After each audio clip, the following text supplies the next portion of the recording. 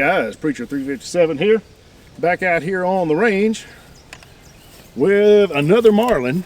If you haven't been able to tell yet by the videos I've made, I kind of like Marlin firearms. So it was kind of sad to me when, first Remington bought them out, and then Remington went out of business, and, it's really been up in the air about, what was going to happen with Marlin. Of course, Ruger has bought them, and they've started making the 1895 again, but there's still a lot of questions about the other rifles, that Marlin had, whether Ruger is going to make those as well. I've heard that they're going to make the Model 60, which is a good thing, but you really don't know, exactly what's going to happen with that. But I really like Marlin firearms. And this is a Marlin Model 25 MN. M stands for Magnum. N, my understanding, stood for new. These came out in the late 80s, and there was a 25 and a 25M previous to that. So the N was a redesign of the Model 25, and the Model 25 is a 22 caliber. It's a rimfire gun, and the 25 was in 22 long rifle, 22 LR, and the 22M, and then the 22MN is in 22 Magnum, and that's what I have here, the 22 Magnum version. And for those who are not familiar with 22 Magnum, no, it's not like a 44 Special and a 44 Magnum, or a 357 and a 38 kind of thing, where you can just take a 22 Magnum and shoot 22 long rifle in it. They are two separate cartridges. You're not supposed to try to mix those up, and if you get a gun such as a revolver that will shoot both cartridges, it's because they have a separate cylinder for each one. So the 22 Magnum is a different cartridge. It's 22 WMR if you see it in the store. Winchester Magnum Rimfire. And that's what it stands for. But most people just call it 22 Magnum. But that's what we're going to be shooting today. Just doing a little bit of plinking out here. This is a little gun that I bought because I thought it would make a really great little varmint rifle for out here in the country. If I should just run across a little varmint that had to be dispatched, which is going to be slim to never that I do that for the most part. I don't take a lot of joy in killing animals. I'm not a big hunter. I have nothing against it. Don't get me wrong. I have no problem with it. It's just not something I really enjoy doing, and not something I've ever really gotten into. But there's nothing wrong with it, and I have no problem with people that go deer hunting or duck hunting, or I've really wanted to go turkey hunting. I just never have taken that up, but just the same, it's not something I take a lot of pleasure in.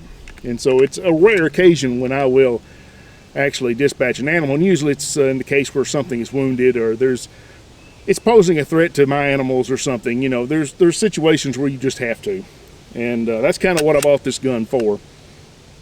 And never really have used it for that. In fact, haven't really done a lot of plinking with it. Don't really shoot it a whole lot. I think I did get it out one time because it was the first one I grabbed out of the safe when I was wanting to do the video on the ocular dominance, the eye dominance, and showing how being left eye dominant makes it hard to shoot rifles. And this was the rifle I got out for that, but it's just because it was the first one I grabbed. So, but I thought I'd do a little bit of shooting today. Not going to shoot a lot with it.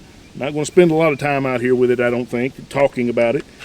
It's not made anymore. I think it was replaced in the early 2000s by the 925, I believe. And I think it's also the same as the Marlin 782, I believe. I may be wrong. Somebody may have to correct me on that. But the 782, I think, was the same gun, but with a walnut stock, whereas the 25, I believe, is birch. I don't know if I've ever seen anything say for sure, but I'm pretty sure it's birch. That's usually what Marlin used on their lower end stocks, was birch. So I believe this is a birch stock instead of a walnut stock. But shoots great, and I think I've got it fairly well sighted in.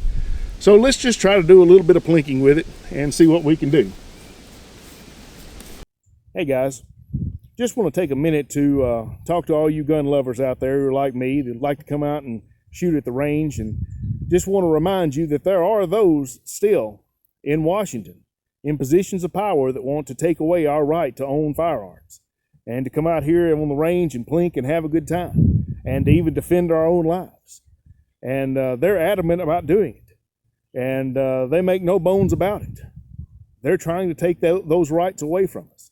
And so it's important that we are involved and that we support the organizations that are trying to protect our rights. And I support the TFA and the GOA. Those are the two organizations I support. Now, there are other ones out there that are great organizations, but those are the two that I support.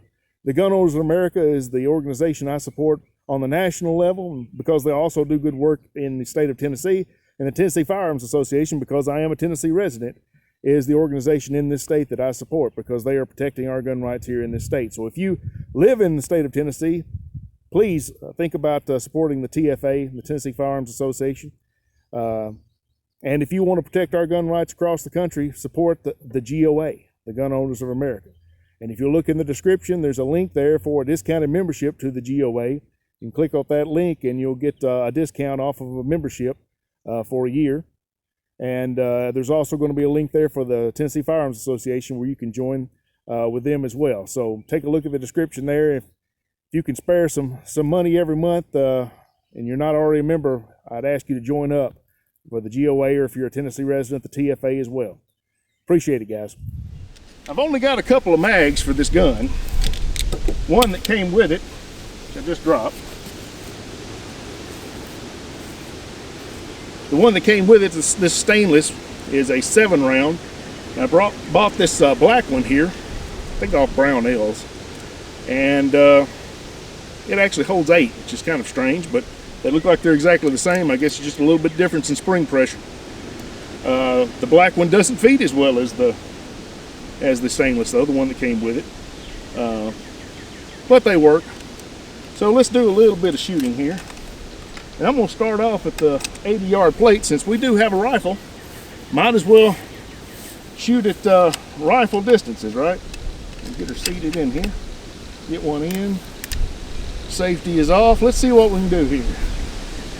Maybe I can hit this. I noticed when I was shooting it earlier, just kind of warming up, that I have a hard time hearing whether I actually hit this plate or not. With the 22 long rifle, I can usually hear it, but because the 22 Magnum has a higher velocity, it breaks the speed of sound and gives you a nice crack, and I think that's obscuring the sound. Plus, it gets there so much quicker than a 22 long rifle that the two sounds kind of blend together and it's hard to hear. But let's see if I can hit it. Maybe you can tell better than I can. I think that was a hit. I think that was too. I believe I'm hitting it. I believe so. I think I pulled that one to the left. That was just me. And I'm not sure about that one. I think I may have pulled that one to the left a little bit too. And I did that one too. I'm flinching a little bit or something. Well, not flinching from like you would with a revolver. I'm just not steady or something right now. I'm not talking about flinching because I think it's going to kick or anything. I'm just a little bit shaky or something right now. I don't know why. And this one, the first round, don't like to go in. Well, let's try out here at this long plate again. Then we'll shoot these plates up close as well. 22 Magnum for steel plates, you're supposed to be about 25 yards back, so I have scooted back a little bit. I'm a little bit further back than normal.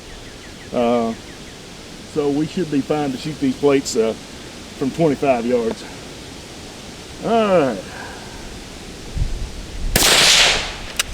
I have no idea. Yeah, the first couple rounds in this magazine don't like to feed for some reason. I have no idea. I cannot hear. I think I'm hitting it, but I'm not sure.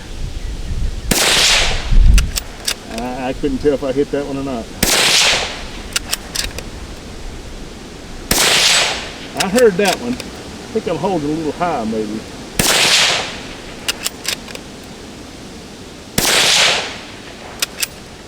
I have no idea. So why don't we load back up and shoot some of these plates a little closer where I can actually see if I'm hitting or not. I was able to hit fairly well with it earlier. I mean, I think it's fairly well on. Had to hold just a little bit low, I think, is how it's sighted in. When I first got it, it was so off, it took me forever to figure out where I was hitting. Because I was hitting, I think it was shooting way high, I believe, and I had to adjust it.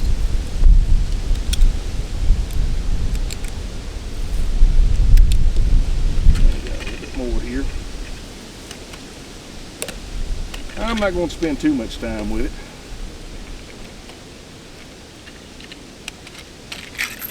But I thought I'd get it out and plink with it a little bit, so I figured might as well bring everybody along.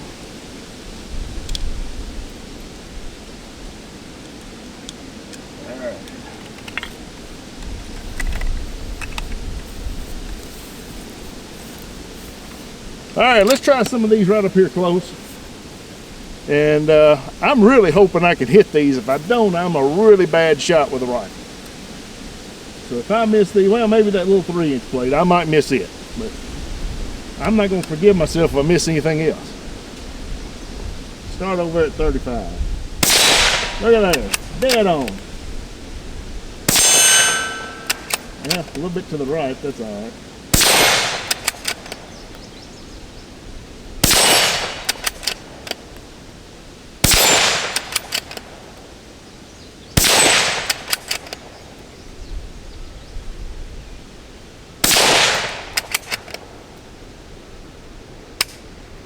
And what do you know? I'm out of ammo.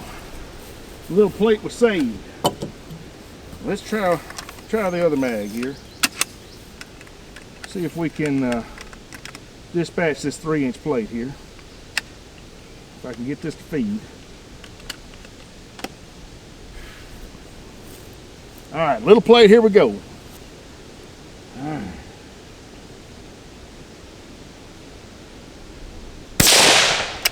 Nah. It's always the first couple of rounds that don't feed. There we go. I held too high the first time. Let's go to cowboy again. Yeah, right in the private area.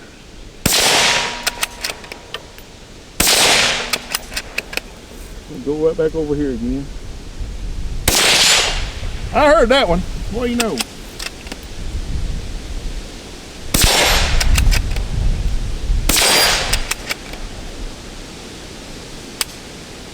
Out of ammo.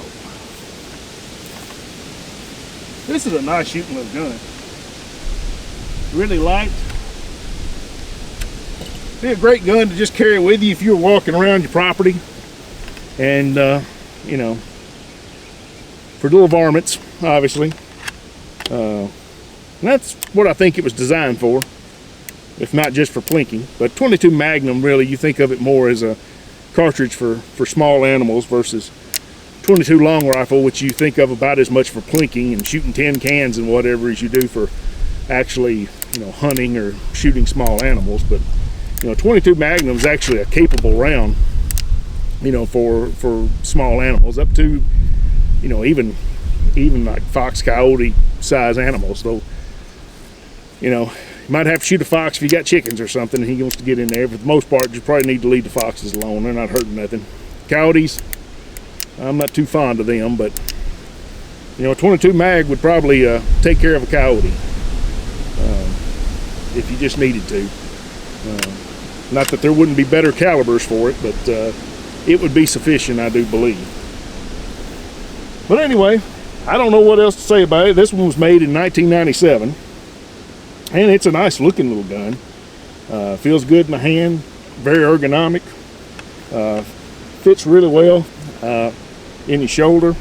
A really well made and designed gun to be really inexpensive. This is an inexpensive gun. I don't even remember what the original list price on them was, but you know, I bought this one used for I think a couple $100 maybe, may not even been that, 175 maybe. But I've enjoyed having it. I don't get it out near as much as I should. I don't stock a lot of 22 mags, a lot of it, because it's so expensive. And that's kind of you know, the way it is with 22 mag now. At one time it wasn't all that bad, but now it's the same price basically as 9mm. And if I'm going to be out shooting and plinking, I would probably rather just plink with 9mm versus 22 Magnum. That's just me. It's just a little more bang for your buck, I guess you could say. A little more fun out here on the range with 9mm, because you got a little bit more power.